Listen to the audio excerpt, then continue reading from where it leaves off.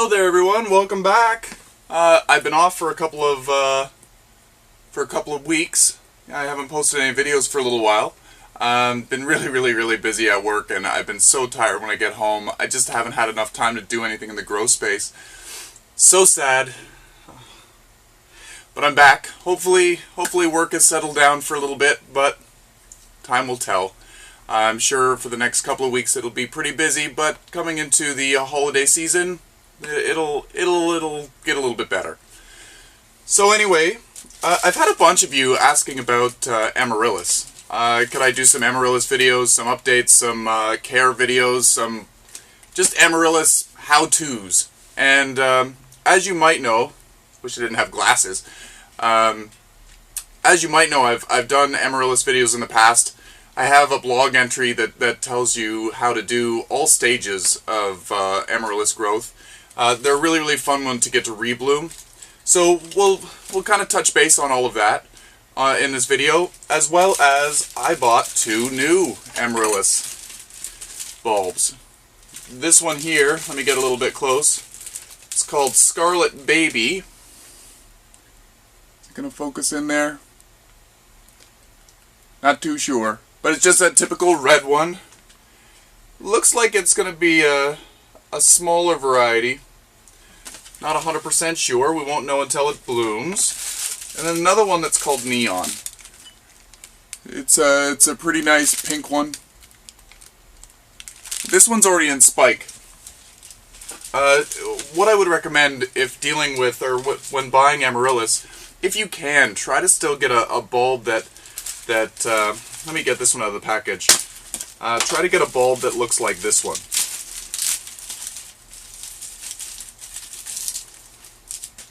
Try to get a bulb that looks like this one.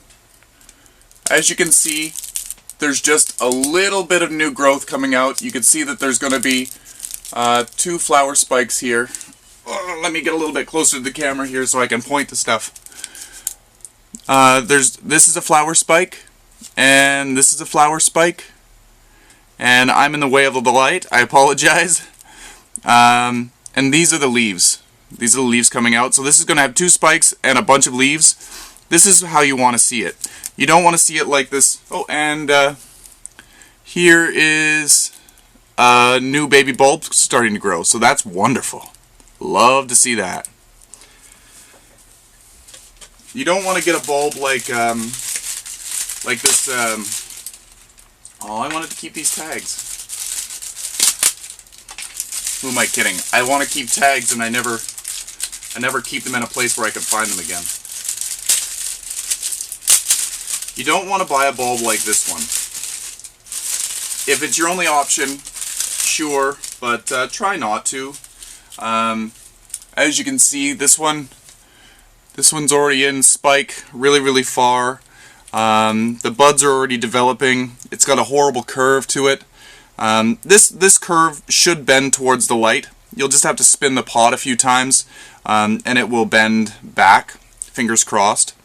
The reason why you don't want to see or buy a bulb like this if you have an option is because you don't know how this has been treated.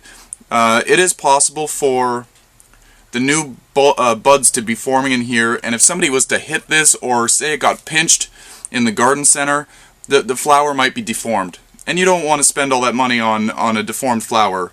You want to have something beautiful when it comes out. Especially since they only bloom pretty well once a year. So try to stay away from this. This was the only... all of these neons were in full spike like this, so I liked it, so I ended up buying it. It should be fine, but it's just a cautionary tale. Just watch it. So what you want to do, put these off to the side. Start off with a general all-purpose potting soil.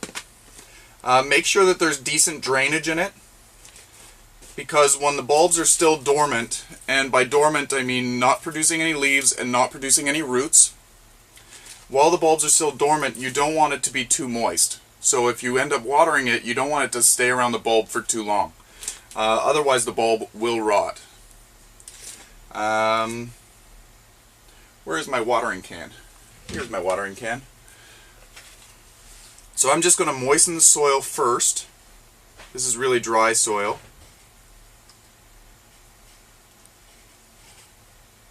Then we're going to put this soil to the side and just let it soak up moisture.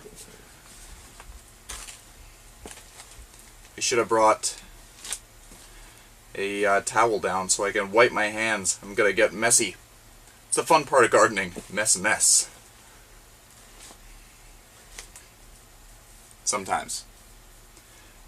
If you're in the middle of the living room with some carpeted floors, you don't want to have all this soil mess. But I'm downstairs, concrete floor, I could sweep it up no problem. So I'm just going to set this aside, let it soak up some moisture for a little bit. It's a problem with buying dry soil. I usually keep some pre-moistened, but unfortunately I don't have any today. So we'll set that aside, and let's get out my blue tarp. Oh, I can't use that. I've got bulbs on it.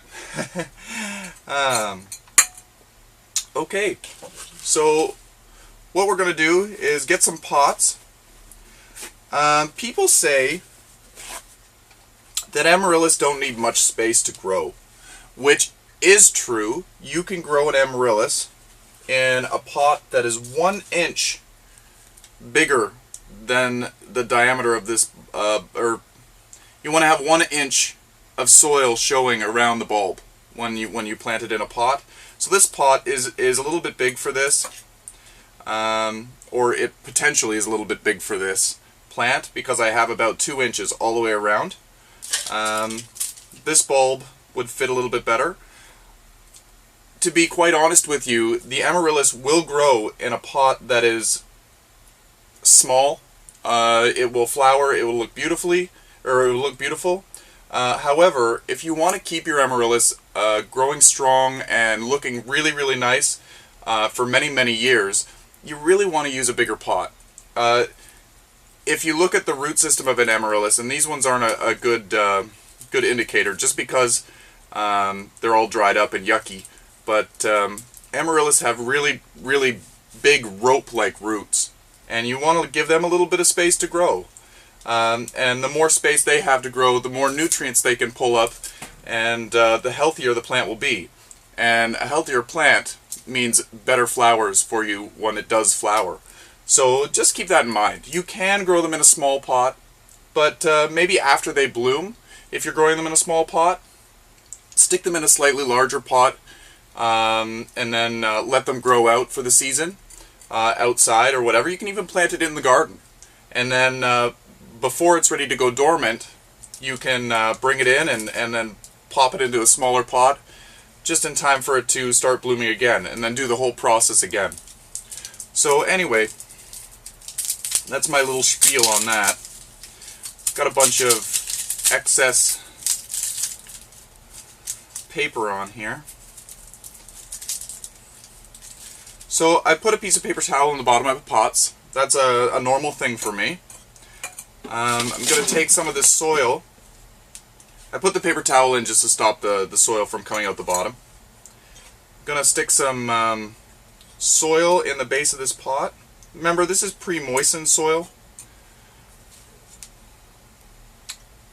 We want the soil to be moist but not wet.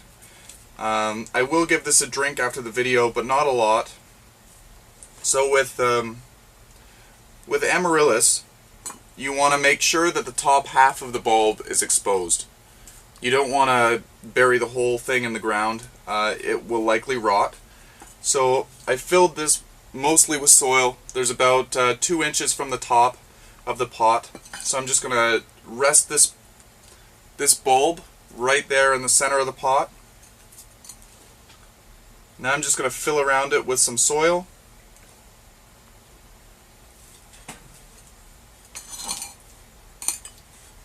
And pack it in.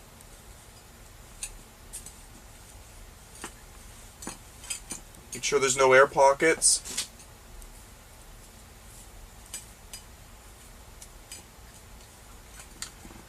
And at this point, you can put some decorative stones around there. You can put some moss. You could put, oh well, anything you want to dress it up. for the holidays, and this is pretty well ready to go. As you can see there, we've left the bulb about half exposed, and that's the way it's supposed to be. Like I said, I will give this a little bit more of a drink, but I'll wait for a day or two, and the roots should start developing, and then we'll start seeing more growth coming out the top. And again, during the flowering process, you don't want to keep your bulb too moist, because the bulb isn't actually growing. The roots are starting to develop, but the bulb itself has enough energy in it to produce the flowers. When you start seeing the leaf growth, that's when you can start watering really well. And at that time, Amaryllis actually are water hogs, so you'll want to keep them moist all the time. Not soaking wet, but just moist. And you'll also want to fertilize regularly during the growing season. So let's plant this other one.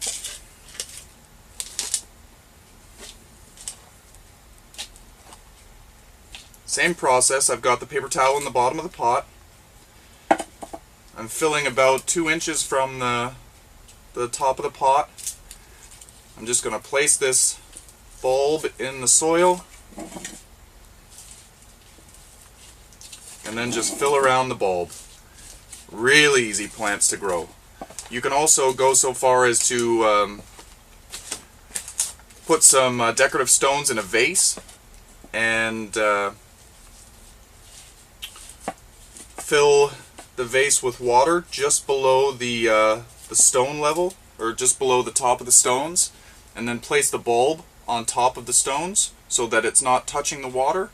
As the plant starts to grow, the roots will develop and go into the water, which will nourish the plant, and it will grow and flower for you, and you can watch the roots develop in the glass vase. Just remember that if you use that method, you will have to transplant it into soil after it blooms, so that it can continue growing and then produce flowers for you the next year. But if you plan on just throwing out your bulb, you can just, at the end, you can, after it blooms, just toss it after that. But I don't recommend tossing out your Amaryllis. They're such interesting plants that you don't want to waste it. You want to grow your collection. So that's pretty cool. So I have a variety of other Amaryllis here. I'm going to put this garbage in the garbage and move this stuff around. I've got a variety of other Amaryllis here, and you've seen these in other videos. I've got all kinds of babies and whatnots. What I'm doing with these ones, I normally have them go dormant by this time, and they should be ready to start producing flowers again. But I've opted to try to increase the bulb size, and by increasing the bulb size, it should give me better flowers for next year. So I'm going to try to keep the green growth growing over the winter and continue to feed and water these plants as normal.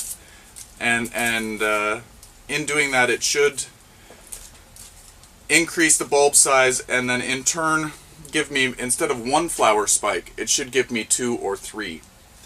Because you'll notice if you're an Amaryllis grower, each year your bulbs get a little bit smaller. It's because the flowers tend to use up a lot of energy in the bulb, and it needs to grow through to replenish all of that stored energy. Your plants will still grow and flower each year, but you'll notice that the show just doesn't get as impressive. Kind of like some tulips. Some tulips, the more hybridized ones, you'll get a really fantastic show the first year, uses up all that energy in the bulb, and then if you just leave it in the ground and let it do what it does, it slowly peters off and eventually doesn't do very well. It's sort of the same idea with Amaryllis. You kind of want to treat your bulbs really well, treat them like a regular house plant. I actually put mine outside during the summer. They get full sun, and I put them to the side of the house because these leaves aren't very pretty. They're interesting, but they're not very pretty. And I water them and feed them just like I do with my other plants, but they're just out of sight, and let them do what they do.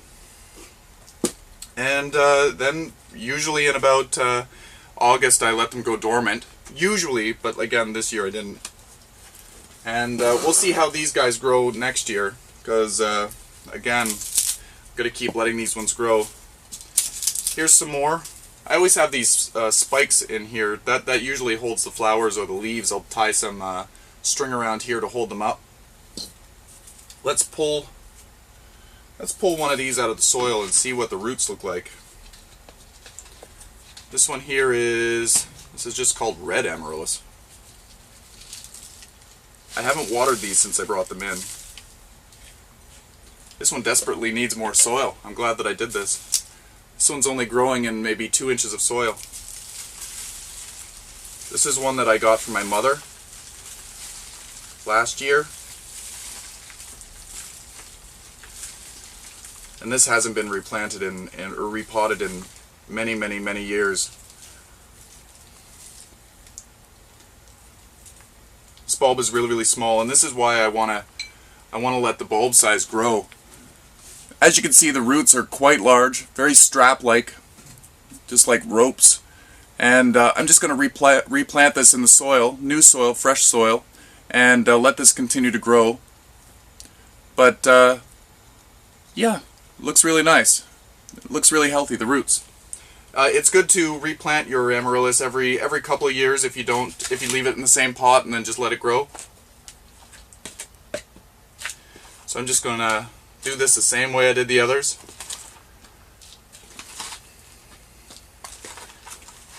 You can add some slow release fertilizer to the soil as well. That can't hurt.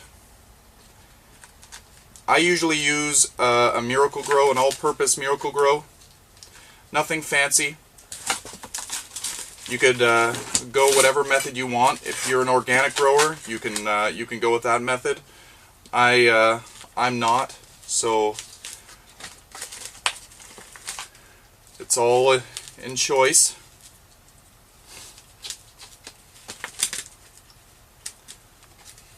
So we'll just pop that up and let it grow through. Amaryllis, I don't know. We'll see. Amaryllis are one of those really forgiving plants, really easy to grow, really hard to kill. The only thing that you're probably going to get a problem with is if they're still dormant, it's possible to overwater them. Your bulb will rot, won't be very good. It is possible that you can save a rotting bulb, but chances are, if it's rotting, it's pretty well toast. So anyway, hope you enjoyed this video. It was a little bit long, a little bit dragged out, but thank you for joining me. And if you have any questions, please leave a comment down below. I will definitely get back to you. Check out my blog. I've got a whole bunch of Amaryllis related videos. I think it's from January of last year is when the post was. I've got a how to get your Amaryllis to rebloom. There's a calendar sort of deal to kind of help you plan out if you want it to bloom for a certain time, when you should have it go dormant, when you should let it grow, all that jazz. So if that interests you, give it a check out, and I'll have the link to that blog down in the comment section below. So anyway, happy growing everyone, and stay tuned for next time.